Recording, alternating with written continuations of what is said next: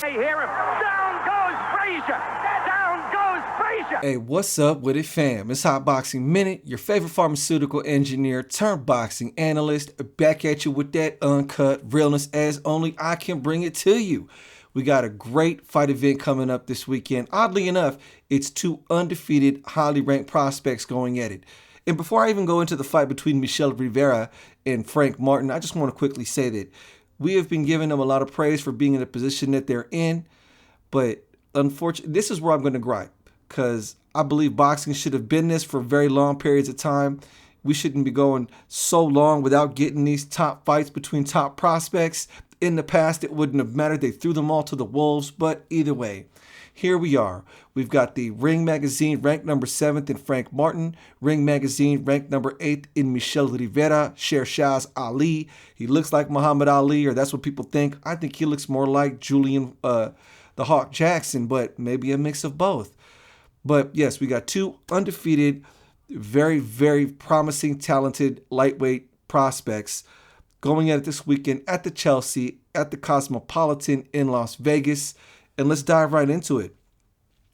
We've got Michel Rivera, who is the guy that looks like Muhammad Ali, Shershaz Ali. You gotta love it. The kid comes in with the cool little flat top, very charismatic.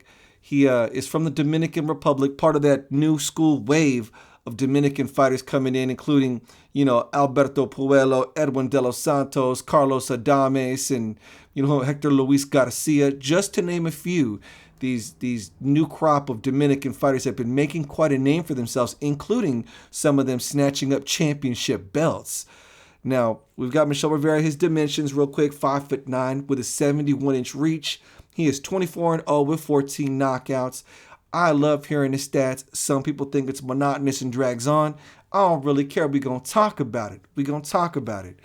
Now, let's talk about the past performances, because I only like to talk about the most recent performances when we talk about analyzing fighters, right? And what it is they bring to the table in this fun matchup. We've got Michel Rivera. He's an orthodox fighter. Now, Michel Rivera, his most recent fight was against, Jerry? I was going to say Jesse. Anyways, sorry. But I knew I was going to make a mistake and say Jerry. It's not Jerry. Not Jerry, Jesse. It's Jerry. Okay. So, Michel Rivera, Shershaz Ali. He looks like Muhammad Ali. You got to love the kid. So, Michel Rivera in his most recent fight was against Jerry Perez out there in the undercard to the Robert Helenius Deontay Wilder fight. And it went the full distance. Now, Jerry Perez shares something in common with Michel Rivera in that Jerry Perez got knocked out by Frank Martin, the man that Michel Rivera is supposed to face. In this case, does the triangle hold up? We learned in boxing that saying that one fighter beats another fighter a certain way means that they can fight a certain fighter another way.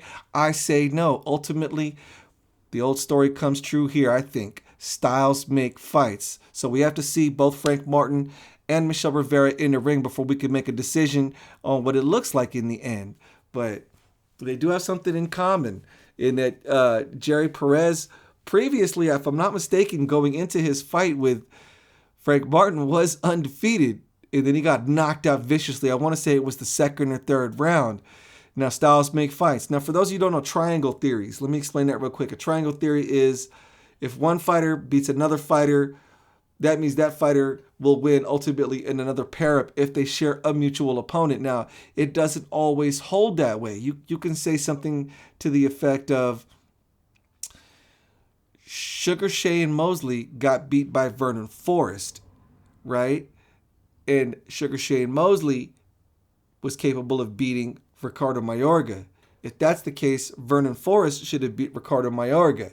It didn't hold up that way. That's how triangle theories break apart, when in fact, Ricardo Mayorga was just a kryptonite to Vernon Forrest, and Vernon Forrest was, in his own right, a kryptonite to Sugar Shane Mosley. And you could use these triangle theories in all different kind of applications. You had, Taylor, what was his name? Taylor and Bernard Hopkins, and Jermaine Taylor, and Bernard Hopkins. Jermaine Taylor beat Bernard Hopkins, but then Jermaine Taylor couldn't get past Kelly Pavlik. And then Bernard Hopkins sliced through Kelly Pavlik like a hot knife through butter. So these triangle theories don't hold up very well. But the last 2 wins were unanimous decision victories for Michel Rivera. So Michel Rivera, he is undefeated. He's 24-0 with 14 knockouts. He's got that orthodox style. Looks like Muhammad Ali. His most recent wins were Jerry Perez in the undercard for Wilder versus Hellenius. And then before that, it was Joseph Adorno on the Tim Tszyu Gausha card. And we do know that Michel Rivera likes to use that jab, and he likes to use that right cross, and he will shut you down from long range to mid range. So he's got that fun style to watch. He's trained by Herman Caicedo, who has this training complex out there in Miami.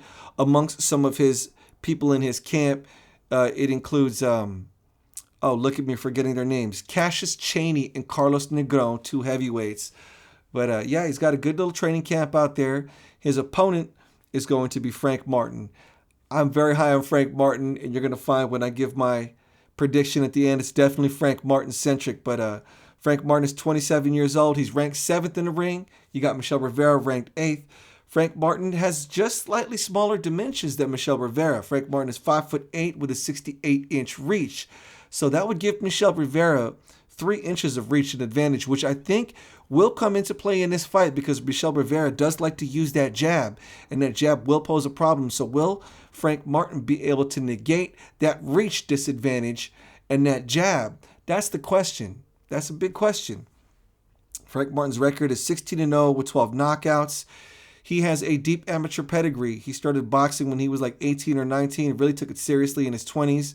He's started boxing, I believe, when he was a teen in Indianapolis, and then he's now training with Derek James.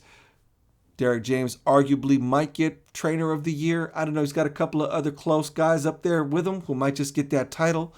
But, obviously he's got Errol Spence Jr. and Jermell Charlo, and he's got that young man, Frank Martin. Frank Martin is 16-0 with 12 knockouts. He does have the advantage as far as amateur experience, although we have Michel Rivera with way more professional fights. Frank Martin has lesser professional fights, but he does have more on that back end as far as an amateur pedigree. He did beat guys like Abraham Nava. He did beat Virgil Ortiz Jr. He did win some national Golden Gloves and national titles. So that does, I believe, help. People like to talk about, it's just the amateurs or it's just sparring. Maybe sparring, I don't believe, has much counting, but I do believe that amateur experience does play a factor, especially if you have a large amateur pedigree. It means you've gotten a bunch of different looks. You've seen a lot of different styles. You've been under the gun more times and have a little calmer disposition in those high-pressure situations. He's 16-0 with 12 knockouts. His most recent win was a 10th round TKO over Jackson Marinez. It was in the very last round. Jackson Marinez made it a very, very difficult fight for Frank Martin. He was able to time his jab and was able to use Frank Martin's long parry to get shots over his jab. But eventually Frank Martin's right hand found that home, or his left hand found a home. And he broke Jackson Marinez down. He had that consistent body work, which is very typical of Derek James fighters. And prior to that, it was a 4th round stoppage of Romero Duno.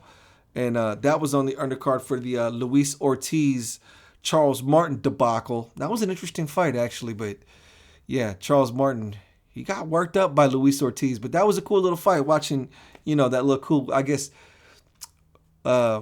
avalanche that Michel Rivera brought down upon Romero Duno. Romero Duno just didn't have the size or the length to really compete with Michel Rivera in that event. So how do I think this fight plays out? Here's the keys to this fight between Michel Rivera and Frank Martin. Michel Rivera is a mid-range to long-range fighter. He likes to use a step jab, which is very unusual if you really look at it. A step jab is usually something you want to use as a shorter guy to get inside, to fight inside, which is Frank Martin's forte. A step jab can leave you heavy on that front foot and make it hard for you to get out when you're getting close to people you don't want to be close to. The step jab is going to present problems for Frank Martin. But because the jab and the cross of Jackson Marinez presented problems in their last fight, I believe Derek James is going to address that with Frank Martin. So they're going to try to figure out a game plan to offset that reach advantage and that jab of Michel Rivera. Now, Michel Rivera gets heavy on that front foot, which means his maneuverability isn't as great as it could be. Frank Martin's drawback is he likes to throw out probing jabs that got red, and that was his mistakes with Jackson Marinas. And a lot of this depends, my prediction is dependent on Derek James' ability to see the mistakes they were making in the previous fight and address it before going into this fight with young Michel Rivera, with Sher Ali. I believe that Michel Rivera is going to have early success with the jab before Frank Martin times it and figures it out. Frank Martin, I believe, has better educated feet than Michel Rivera, and he will get outside foot position, and every time he does, he will invest in the body work early. And I'm going to go out there and say it. I think Frank Martin will end up getting a late stoppage or a clear unanimous decision. I'm more leaning towards a clear unanimous decision, but honestly, the more I keep thinking about it, I'm going to go, screw it. I'm going to go it. I'm going Frank Martin by late stoppage against Michel Rivera. I think Michel Rivera is going to stay heavy on that front foot, and Frank Martin is going to get that outside foot position. And when push comes to shove, Frank Martin has just a bit more power, and that power and that body work is going to be what ends up breaking down Michel Rivera. But these are both great blue chip prospects, and I look forward to this fight. It's going to be fun. On the undercard, you've got, I believe his name is Vladimir Shishkin fighting Jose Usagati, the former super middleweight champion, and Shishkin is looking really great so far in his prospect rise to the top. So that's a fight you're going to want to pay attention to. Also, I do believe that fight is Jose Usatagi's to lose, but he really wants to make a name for himself, especially after losing to Caleb Plant and losing his straps. I'm sure he wants to be a super middleweight contender again. Anyways, so like I said, big fight coming up this weekend between two blue chip lightweight prospects, the number 7 and number 8 ranked, according to Ring Magazine, Michel Shershaz Ali Rivera going against Frank Martin. Boxing community, how do you think that fight breaks down between Michel Rivera and Frank Martin this weekend out there in Las Vegas? Let me know in the comments section, y'all. Let's chop this up. And I'm going to end the video on that one, y'all. This is Hot Boxing Minute, the future of boxing analysis on YouTube and TikTok. Peace.